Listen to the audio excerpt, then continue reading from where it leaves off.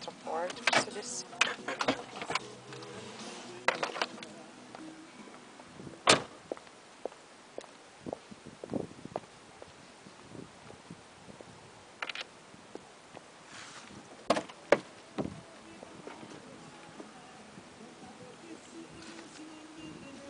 E agora? Calma. Deixa eu pegar minha bolsa. Ai, Marcela.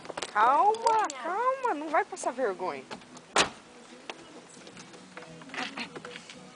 Pegar sua máquina, você vai querer levar a bolsa? Não, pode deixar. Então vem e enganche no meu braço.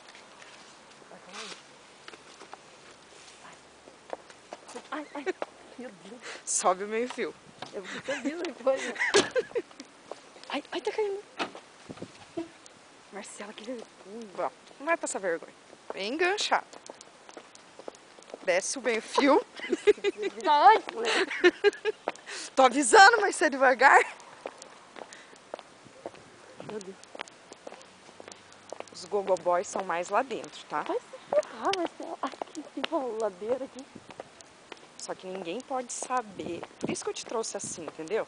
Porque se você visse o lugar, você não ia querer vir. Mas se você chegar lá e você não gostar, você pode ir embora. Meu Deus, Marcela. Mas tem que deixar os caras dar uma dançadinha primeiro. Ai, meu Deus, que vergonha.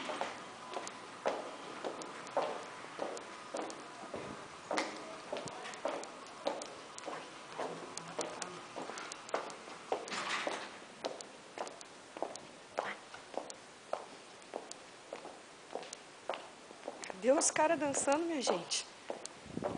Ai, que vergonha. Te bata, Marcela. Quer pôr no chanchado aí, eu te bati. Tá, Ai, que bem. Um degrau. aonde? Tá legal? Aqui. Outro. Marcela. Que vergonha, Marcela. Meu Deus, não para mais. Marcela, eu vou te bater, Marcela.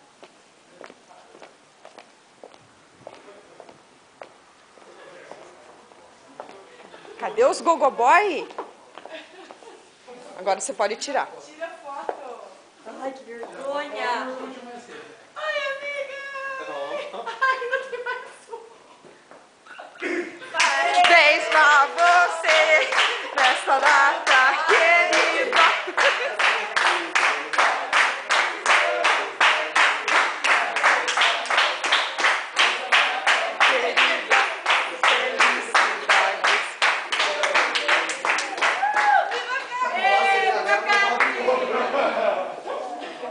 Oi, tudo bem? Prazer, carinho. Marcela. Oi, tudo bem? Tudo bem? Joia? Só a vela. Gente, fiz um terrorismo psicológico com ela.